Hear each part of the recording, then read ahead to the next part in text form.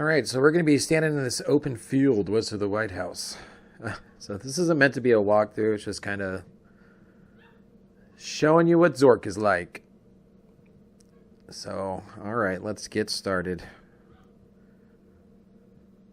All of it's going to be text, by the way. Just letting you know. It's all text. All right, so open the mailbox. I'm going to get a leaflet. I'm going to read that leaflet. Zork is a game of adventure, danger, and low cunning. In it, you will explore some of the most amazing territory ever seen by mortals. No computer should be without one. All right, so we're going to go ahead and drop that leaflet. And we're going to go south. You are facing the side of a house, or side of a White House. There is no door here, and all the windows are boarded. And as you can see, we just kind of go through and they give us prompts here. You are behind the White House. A path leads into the forest to the east. In one corner of the house, there is a small window which is slightly ajar. With great effort, you open the window far enough to allow entry. Let's enter this house. You are in the kitchen of the White House. A table seems to have been used recently for the preparation of food. A passage leads west, and a dark staircase can be seen leading upward. A dark chimney leads down, and to the east is a small window which is open. On the table is an elongated brown sack smelling of hot peppers. A bottle is sitting on the table. A glass bottle contains a quantity of water. Get that bottle. Open this bottle. I'm going to knock back that water. Thank you very much. I was rather thirsty from all this talking, probably. See, it relates. All right, we don't need that bottle, so let's go ahead and drop that.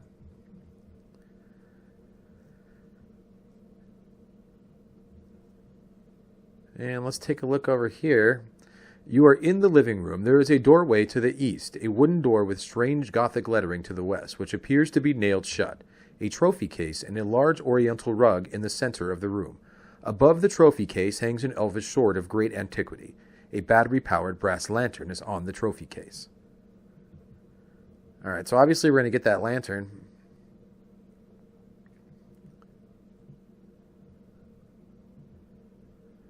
And we're going to go ahead and move the rug. With a great effort, the rug is moved to one side of the room, revealing the dusty cover of a closed trapdoor. We're going to kick off our shoes and start dancing. We've already moved the rug to the side of the house. Just kidding. We're going to open the trapdoor. The door reluctantly opens to reveal a rickety staircase descending into darkness. Turn on that lamp before we go down here in the dark. I'll try to see what's down here. You are in a dark and damp cellar with a narrow passageway leading north and a crawlway to the south. On the west is the bottom of a steep metal ramp which is unclimbable.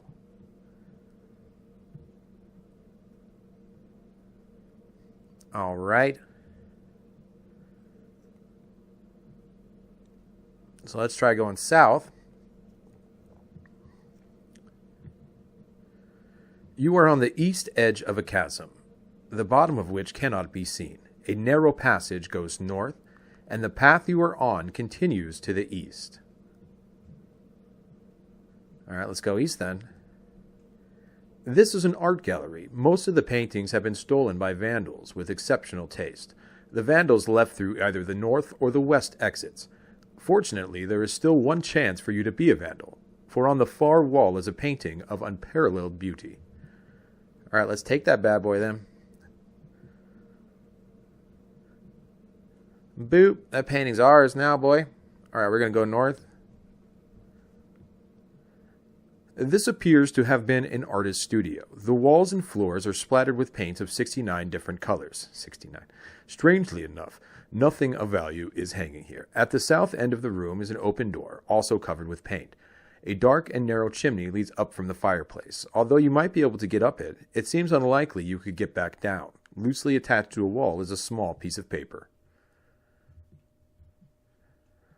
All right, let's do a Santa Claus. Go back up here, and then we're back in this room, back in the kitchen again. You know, as you can see, there's the hot peppers in there. They got the, brown sack, and go up in the attic.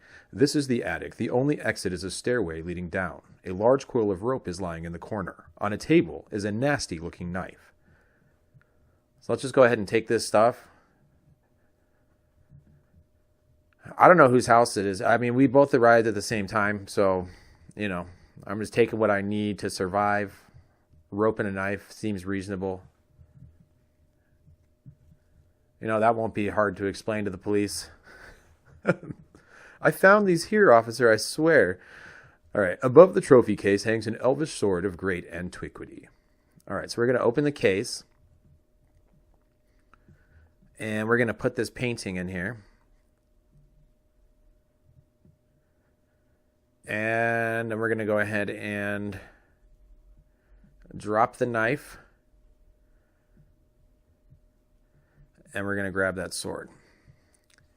A cloaking robe of elven kind hangs in my wardrobe behind, and all the things that mother said were proper for a boy. All right, so let's go down the trap door. The door reluctantly opens to reveal a rickety staircase descending into darkness. Your sword is glowing with a faint blue glow. Fun.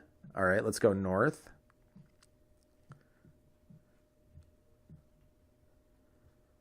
I think it's north, yes.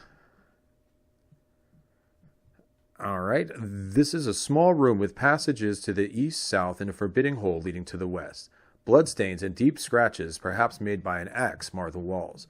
A nasty-looking troll brandishing a bloody axe blocks all passages out of the room. The troll's swing almost knocks you over, and you barely parry in time. It's curtains for the troll as your sword removes his head. Almost as soon as the troll breathes his last breath, a cloud of sinister black fog envelops him, and when the fog lifts, the carcass has disappeared. Your sword is no longer glowing. Obviously, that's a reference to Sting from Lord of the Rings, where it glows when goblins are around. Zork's funny like that. It's just a lot of weird random pop culture references, kind of all put together into this weirdly cohesive fantasy world. Anyway, but let's drop the sword. We don't need that anymore. We already killed the troll. Bye, troll. This isn't an RPG, so it's not we're not going to have to go and kill a bunch of things to level up or anything. We already killed the thing. Now we're out. All right, so let's go east. This is a narrow east-west passageway. There is a narrow stairway leading down at the north end of the room. This is a circular stone room with passages in all directions. Several of them have been unfortunately blocked by cave-ins. You have entered a low cave with passages leading northwest and east. There are old engravings on the walls here. You are at the periphery of a large dome, which forms the ceiling of another room below. Protecting you from a precipitous drop is the wooden railing which circles the dome. All right, we're going to tie the rope to that railing. The rope drops over the side and comes within 10 feet of the floor. Perfect. Now we can just slide down that bad boy. This is a large room with a prominent doorway leading to a down staircase. Above you is a large dome. Up around the edge of the dome, 20 feet up, is a wooden railing. In the center of the room sits a white marble pedestal. A piece of rope descends from the railing above, ending some 5 feet above your head. Sitting on the pedestal is a flaming torch, made of ivory. All right, let's go south. This is the north end of a large temple. On the east wall is an ancient inscription, probably a prayer in a long-forgotten language. Below the prayer is a staircase leading down. The west wall is solid granite. The exit to the north end of the room is through the huge marble pillars. There is a brass bell here. All right, we don't need anything here right now, so let's go east. This is a room which looks like an Egyptian tomb. There is an ascending staircase to the west. The solid gold coffin used for the burial of Ramses II is here. Oh, that's convenient. I was looking for a coffin, and I found one. All right. So we're going to take this super specific coffin, and and, take that out of here. This is the south end of a large temple. In front of you is what appears to be an altar. In one corner is a small hole in the floor which leads into darkness. You probably could not get back up it. On the two ends of the altar are burning candles. On the altar is a large black book, open to page 569. There's that number again. Let's go ahead and pray for them. All right, here we are. This is the forest with trees in all directions. To the east, there appears to be sunlight. All right, we don't need the lamp now. Here's some chirping birds. All right, go south. This is a dimly lit forest with trees all around. All right, we're still in this forest. So go north. You are in a small clearing in a well-marked forest path that extends to the east and the west. Go east here. You are at the top of a great canyon on its west wall. From here, there is a marvelous view of the canyon and parts in the frigid river upstream. Across the canyon, the walls of the White Cliffs join the mighty ramparts of the Flathead Mountains to the east. Following the canyon upstream to the north, Oregon Falls may be seen, complete with rainbow. The mighty frigid river flows out from the dark cavern. To the west and south can be seen an immense forest, stretching for miles around. A path leads northwest. It is possible to climb down from the canyon here. All right, let's go down into the canyon. You are on a ledge about halfway up the wall of the river canyon. You can see from here that the main flow of the Oregon walls twists along a passage which it is impossible for you to enter. Below you is the canyon bottom. Above you is more cliff, which appears climbable. You are beneath the walls of the river canyon, which may be climbable here. The lesser part of the runoff of Oregon Falls flows by below. To the north is a narrow path.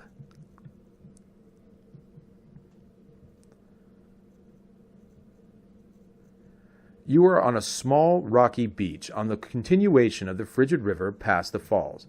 The beach is narrow due to the presence of the White Cliffs. The river canyon opens here, and sunlight shines in from above. A rainbow crosses over the falls to the east, and narrow path continues to the southwest. All right, let's drop the coffin here. And let's open her up. A scepter, possibly that of ancient Egypt itself, is in the coffin. The scepter is ornamented with colored enamel and tapers to a sharp point. All right, let's take that scepter.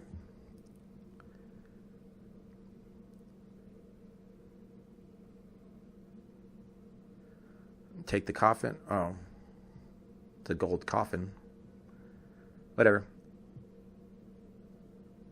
Let's wave the scepter. Suddenly, the rainbow appears to become solid, and I venture walkable. I think the giveaway was the stairs and the banister. A shimmering pot of gold appears at the end of the rainbow.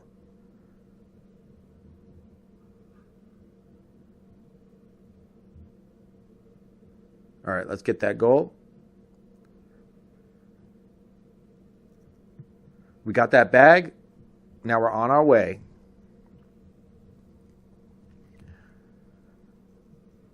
Man, it won't let us take that coffin, huh? That's all right. Not a big deal. All right, let's go southwest.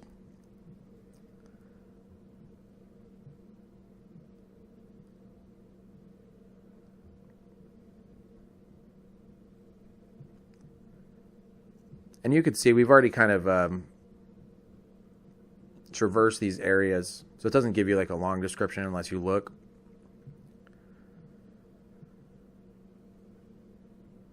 Go northwest, go west.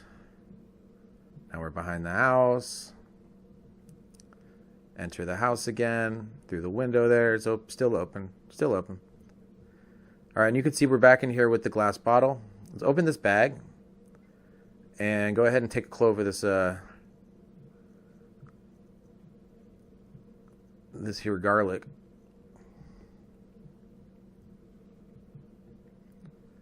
Because we need that. All right, let's go west.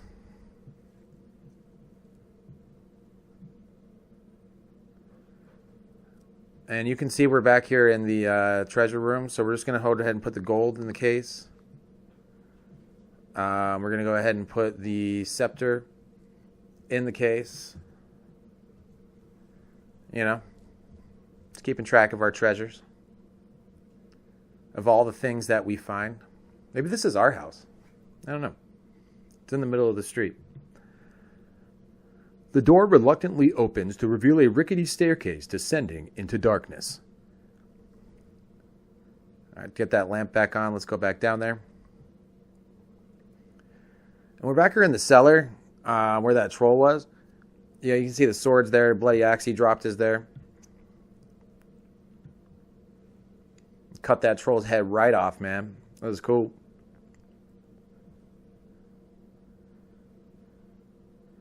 A chasm runs southwest to northeast, and the path follows it. You are on the south side of the chasm, where a crack opens into a passage. You are in a long room on the south shore of a large lake, far too deep and wide for crossing. There is a path along the stream to the east or west, a steep pathway climbing southwest along the edge of a chasm, and a path leading into a canyon to the southeast.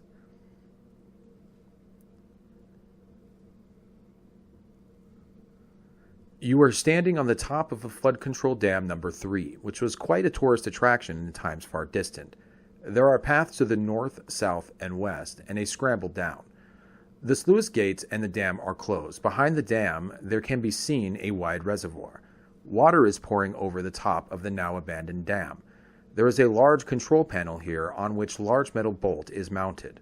Directly above the bolt is a small green plastic bubble. This room appears to have been the waiting room for groups of touring the dam. There are open doorways here to the north and east marked private, and there is a small path leading south over the top of the dam. Some guidebooks entitled Flood Control Dam Number 3 are on the reception desk. There is a matchbook whose cover says, Visit Beautiful FCD Number 3 here. Alright, get those matches, because it's the 80s, so you got to get the matches. You know, matches are very important in games in the 80s. So, this is what appears to have been the maintenance room for Flood Control Dam Number 3. Apparently, the room has been ransacked recently, for most of the valuable equipment is gone. On the wall in front of you is a group of buttons colored blue, yellow, brown, and red. There are doorways to the west and south. Alright, looks like there's a tool chest here. We got a wrench. We got a tube of toothpaste. And a screwdriver. So we don't need all this stuff. So this is this junk. So we're going to take the wrench. And we're going to take the screwdriver. Like so. And then push the yellow button. Not the red one. I know it's tempting. But don't you do it. Because you know something bad's going to happen. You never push the red one. Alright, so now we're just back in the damn lobby here. The damn lobby. You are standing on top of Flood Control Number 3, which is... Oh, we already read this part. We don't need to do this again. So we're back here in the dam. This is the place with the plastic bubbles, which are glowing serenely. We're going to turn that bolt. So there's a bolt there with the plastic bubble. We're going to turn that bolt. The sluice gates open, and the water pours through the dam. Alright, so we're going to drop that wrench, because we don't need that guy anymore. And then we're going to go south. You are on the south edge of a deep canyon. Passages lead off to the east, northwest, and southwest. A stairway leads down.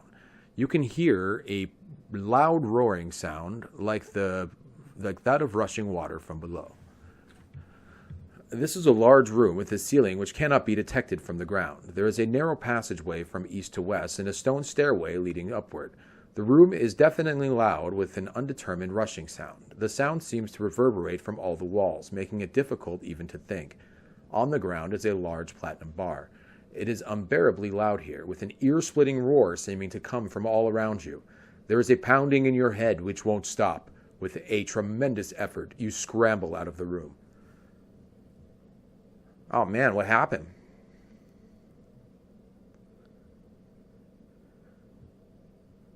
Alright, we're back in the engravings cave. We've been here before. We were just here.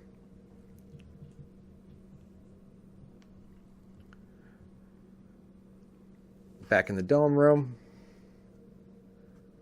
And then you can see we're back in the torch room. So let's go ahead and get this torch this time. Turn off that lamp. Go south. Let's get that bell.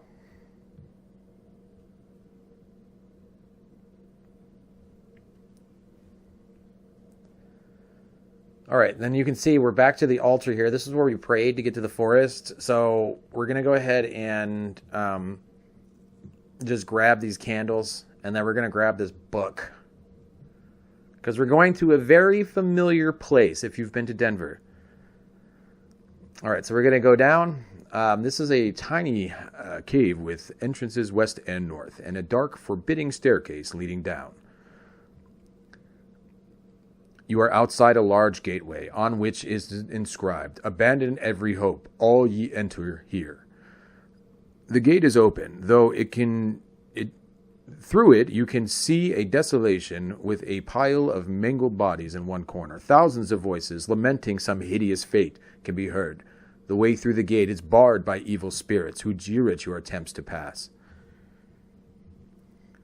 The bell suddenly becomes red hot and falls to the ground. The wraiths, as if paralyzed, stop their jeering and slowly turn to face you. On their ashen faces, the expression of a long-forgotten terror takes shape. In your confusion, the candles drop to the ground, and they are out. Go ahead and get those candles. We're going to go ahead and light a match. And then we're going to go ahead and light them candles back up. The candles are lit. The flames flicker wildly and appear to dance. The earth beneath your feet trembles, and your legs nearly buckle beneath you. The spirits cower at your unearthly power. Your match has gone out. All right, let's read from this book. Each word of the prayer reverberates through the hall in a deafening confusion. As the last word fades, a voice loud and commanding speaks, "Begone, fiends!" A heart-stomping scream fills the cavern, and the spirits, sensing your great power, flee through the walls. All right, so that's good there. You have entered the land of the living dead. Thousands of lost souls can be heard weeping and moaning. In the corner are stacked the remains of dozens of previous adventures less fortunate than yourself. A passage exits to the north. Lying in one corner of the room is a beautifully carved crystal skull. It appears to be grinning at you rather nastily. All right, we're going to pick him up. Want to smile at me, bro? All right, we're going to go north, and we're back to the entrance. You can see the red hot bell is on the ground. So we're just going to crawl back up out of hell like Persephone could never do. Like she could never do. She had to eat the pomegranate seeds. You know, I always love that story because she turned that little boy into a like a newt or whatever and got him killed. So he's like, all right, yeah, just wait, man. You just wait and see. I'm gonna wait for my moment. Anyway, so on the south wall is an enormous mirror which fills the entire wall. There are exits on the other three sides of the room. This is a cold and damp corridor where a long east-west passageway turns into a southwest path. All right, so we're going to go west now. This is a small chamber which appears to have been part of the coal mine. On the south wall of the chamber, the letters "Granite Wall" are etched in the rock. To the east is a long passage, and there is a steep metal slide twisting downward. To the north is a small opening. All right, we're in a mine now, dude. We rubbed a mirror, now we're in a mine. You are standing at the entrance of what might have been a coal mine. The shaft enters the west wall, and there is another exit on the south end of the room.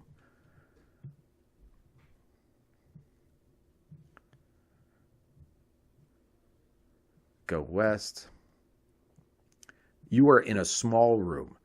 Strange squeaky sounds may be heard coming from the passage at the north end. You may also escape to the east. Not the squeaky sounds. What's squeaking, man?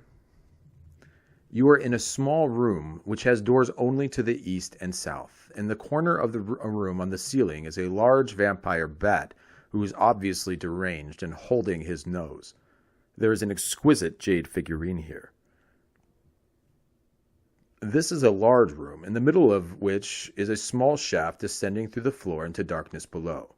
To the west and north are exits from this room. Constructed over the top of the shaft is a metal framework to which a heavy iron chain is attached. At the end of the chain is a basket. It puts the lotion in the basket. It does this or it gets the hose again. It puts the torch in the basket. What's in the box? All right, so we put the torch in there. We put the screwdriver in there. 7? No? Turn on the lamp back on. And then we're going to go north. This is a smelly room. This is a small, nondescript room. However, from the direction of the small descending staircase, a foul odor can be detected. To the south is a narrow tunnel.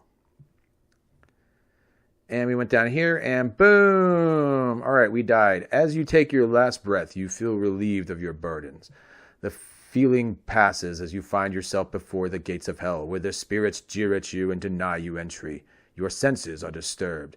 The objects in the dungeon appear indistinct, bleached of color, even unreal. All right, and that's Zork, man. Looks like I did 128 moves. I got a score of 104. Can you beat me? Can you beat me? Let's find out.